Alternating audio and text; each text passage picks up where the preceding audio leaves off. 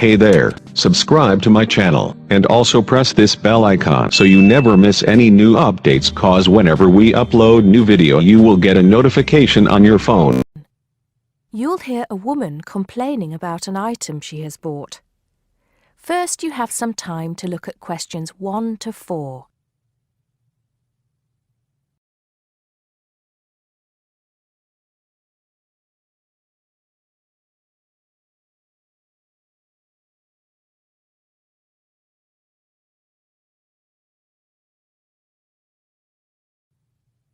Now we shall begin. You should answer the questions as you listen because you will not hear the recording a second time. Listen carefully and answer questions 1 to 4. Smart Electricals, Mike speaking. How may I help you today? Good morning. I'm calling to complain about an item I recently purchased from your company. I'm not happy with it. Oh, I'm really sorry to hear that. I'll take you through the company's complaints procedure. I'll need to retrieve your files from our records so that we can discuss the problem properly and find a solution. I'll need to take some details from you first. Is that okay? Okay, but I don't have a lot of time. Will it take long? Not long, madam. Can I first take your name? Yes, it's Susan Yorke. Y-O-R-K-E. Okay. Can I have the address, please? Yes, it's Flat 1, 25 Alpine Avenue. That's A-L-P-I-N-E Avenue, Harchester. The postcode is HA6 5LD. Okay. Next. Could you give me your telephone number? Preferably one that we can call you on during normal working hours. Well, the home one is 01734 525 268. But you're only likely to catch me on that number in the evenings. I usually have my mobile phone with me during the day, though. It's probably best to take that number then. All right. My mobile number is 0781 233 452. And do you have the order reference number on you, by any chance? Well, I have the receipt that the camera came with in front of me. Ah, good. Which number is it? It's a bit confusing. It should be the 7-digit number on the top left corner of your invoice. Let me have a look. I need my glasses. Found it. It's DMX8443. Thanks. Now, when did you purchase the item? Well, the camera was delivered last Monday, on the 1st of February. I ordered it online about 2 weeks before that, but I can't remember the exact date. If you have another look on the invoice receipt, the date should be there. Oh, yes. Here it is. January the 15th. Okay, I'll make a note of that. So, the item is a digital camera? Yes, it's the Aqua PowerShot model in silver. Thank you. Did you take out any kind of insurance when you bought it? Well, no, it was on special offer. I didn't need to pay any extra for the insurance because it came with a special 4-star policy. Well, it means you're fully covered for at least another 3 years. Before you hear the rest of the conversation, you have some time to look at questions 5 to 10.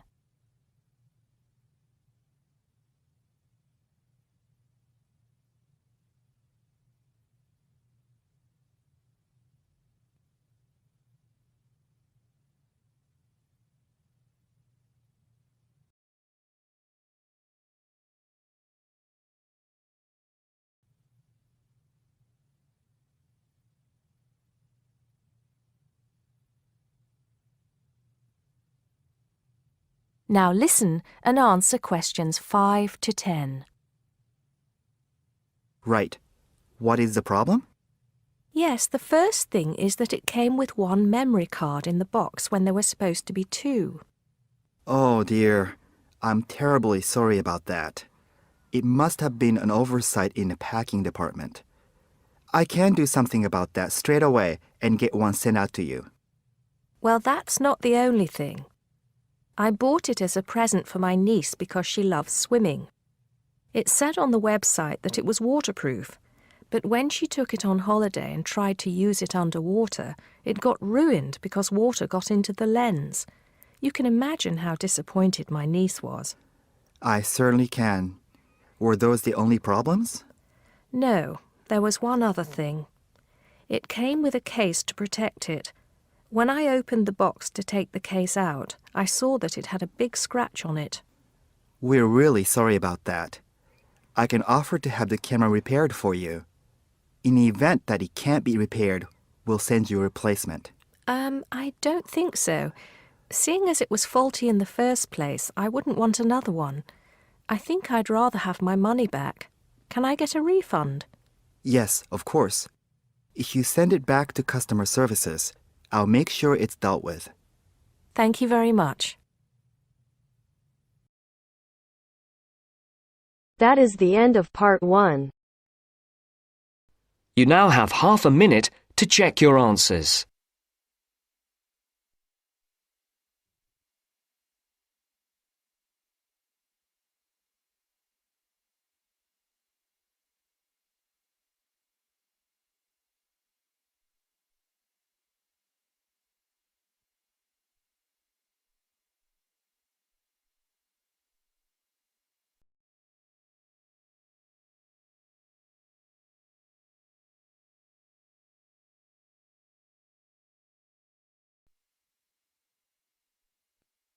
Now turns to part 2.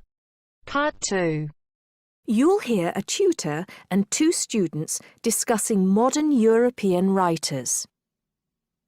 First, you have some time to look at questions 11 to 16.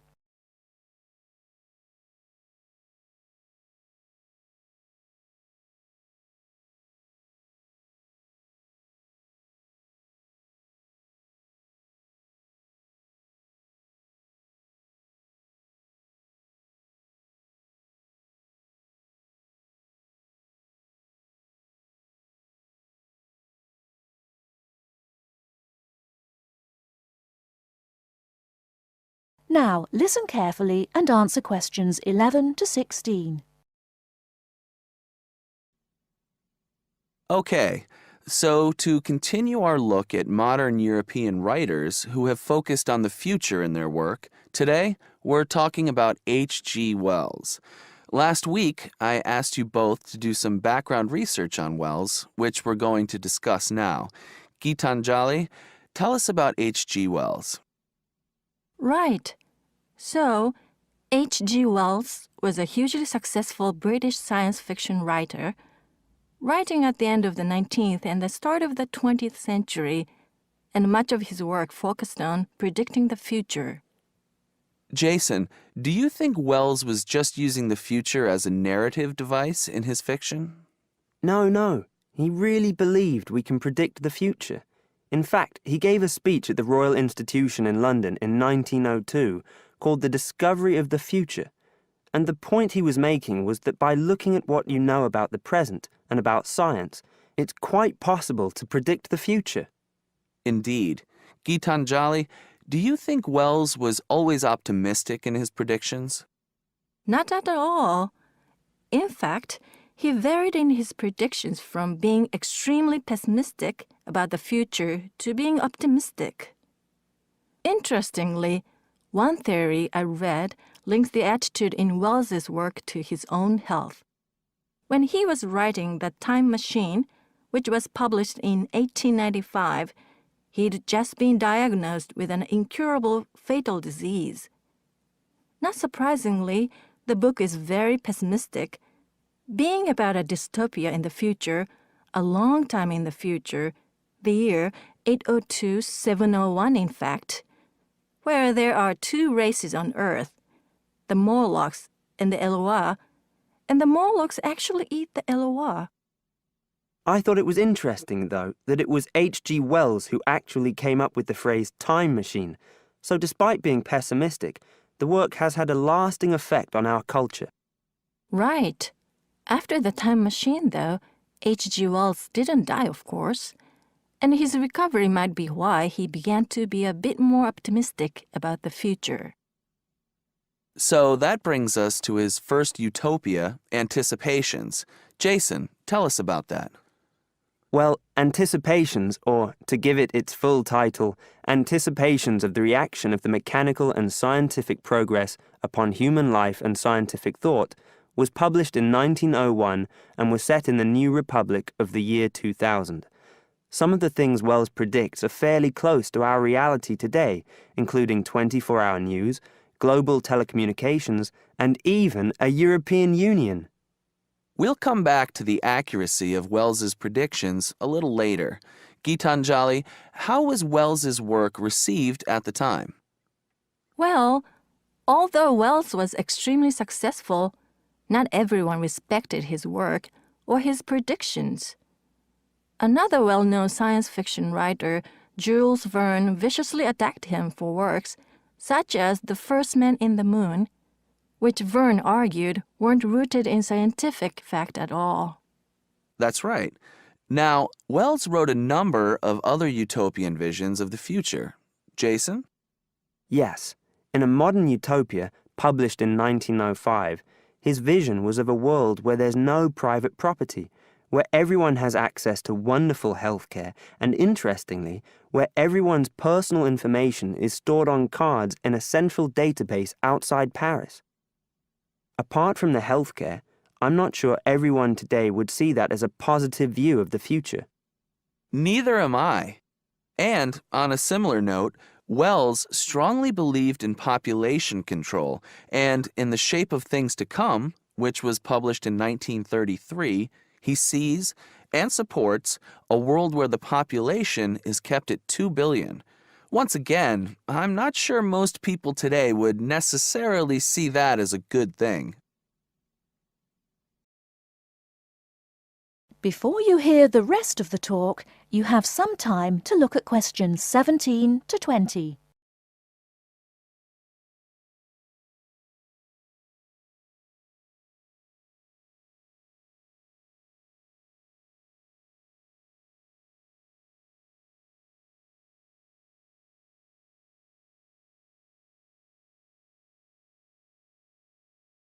Now listen and answer questions 17 to 20. Gitanjali, in your research, did you come across anything about the world brain? Yes, I did. It's actually very interesting. Throughout the 1930s, Wells predicted and supported the setting up of a huge world encyclopedia. And towards the end of the decade, in 1938, he wrote a series of essays called World Brain. In these essays, he called for the world to make use of modern technology to create an enormous global encyclopedia so that all our knowledge is available to all people, not just an educated elite. Wells envisioned this as probably being on microfilm. He thought it would allow anyone, anywhere in the world, to look at any book or any document. He also thought it would be created by everyone, once again, not just by an elite. Yes, and as you can imagine, many people today say that the internet has basically fulfilled his prediction. Of course, it doesn't use microfilm, but essentially, it does meet all Wells's main requirements.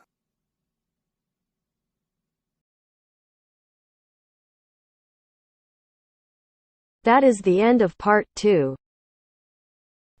You now have half a minute to check your answers.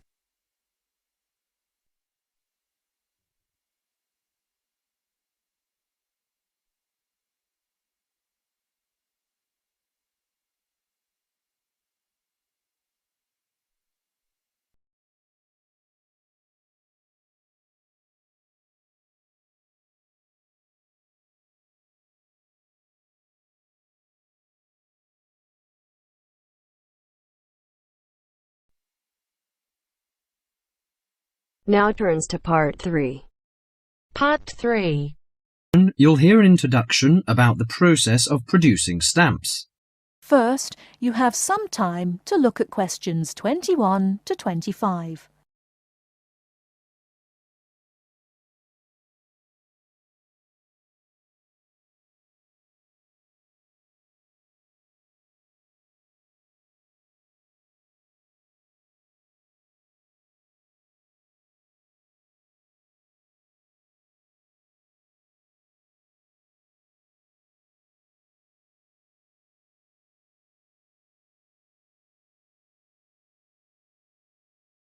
Now, listen carefully and answer questions 21 to 25. Hello, and welcome to this week's edition of Tell Me More, the program where you ask the questions and we provide the answers. And we've had a wide variety of questions from you this week. And the subject we've picked for you this week, in response to your many letters, is the production of postage stamps. And as usual, we've been doing our homework on the subject. So, who designs the postage stamps that we stick on our letters? Well, in Australia, the design of postage is in the hands of Australia Post. In Britain, it's the Royal Mail that looks after stamps, and it seems that both countries have a similar approach to the production process. We discovered, to our surprise, that it can take up to 2 years to produce a new postage stamp. Why is that, I hear you ask? Surprisingly, it can't be all that difficult to design a stamp. In fact, it isn't, but it seems it's a lengthy business. Firstly, they have to choose the subjects, and this is done with the help of market research. Members of the general public, including families, are surveyed to find out what sorts of things they would like to see on their stamps. They are given a list of possible topics and asked to rank them. A list is then presented to the advisory committee, which meets about once a month. The committee is made up of outside designers, graphic artists, and stamp collectors. If the committee likes the list, it sends it up to the board of directors, which makes the final decision. Then they commission an artist. In Australia, artists are paid $1,500 for a stamp design and a further $800 if the committee actually decides to use the design.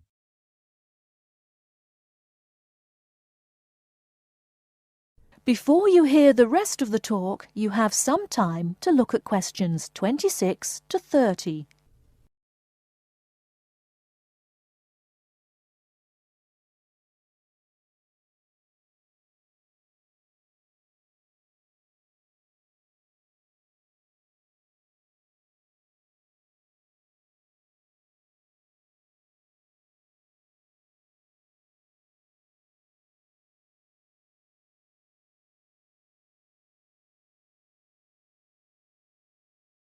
Now listen and answer questions 26 to 30. So there's a possibility that a stamp might be designed, but still never actually go into circulation. So what kind of topics are acceptable? Well, the most important thing is that they must be of national interest. And because a stamp needs to represent the country in some way, characters from books are popular, or you often find national animals and birds. So, of course, the kangaroo is a favourite in Australia. With the notable exception of members of the British royal family stamps, no living people ever appear on Australian or British stamps. Every year, the Royal Mail in Britain receives about 2,000 ideas for stamps, but very few of them are ever used. One favourite topic is kings and queens. For instance, King Henry VIII, famous for his 6 wives, has recently appeared on a British stamp together with a stamp featuring each of his wives. But despite the extensive research which is done before a stamp is produced, it seems it's hard to please everybody.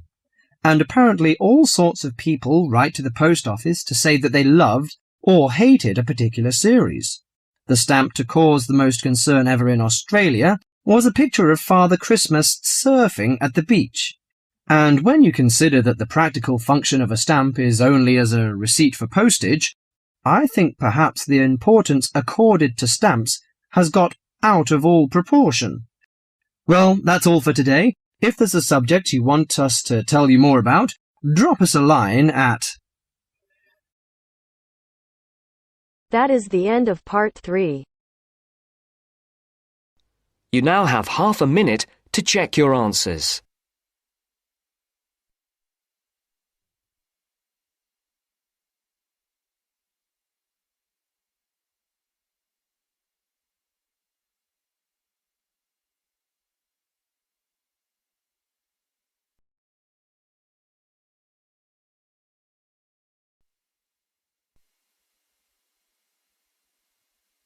Now turns to part 4. Part 4. Hear an extract from a talk given by a lecturer from Management Department of a university on the topic Job Satisfaction. First, you have some time to look at questions 31 to 40.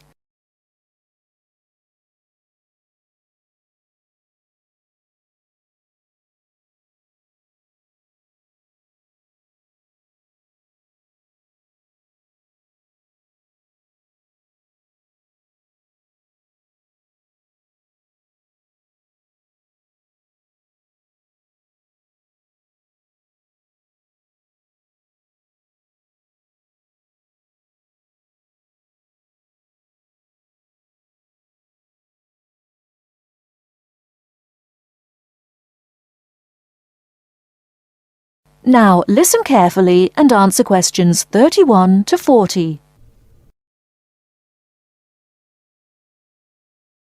Job satisfaction is how happy an individual is with his or her job. Scholars and human resource professionals generally make a distinction between affective job satisfaction and cognitive job satisfaction.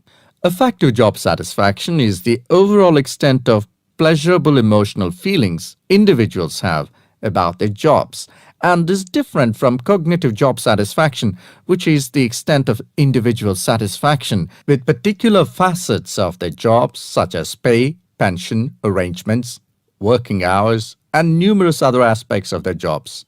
At its most general level of conceptualization, job satisfaction is simply how content an individual is with his or her job.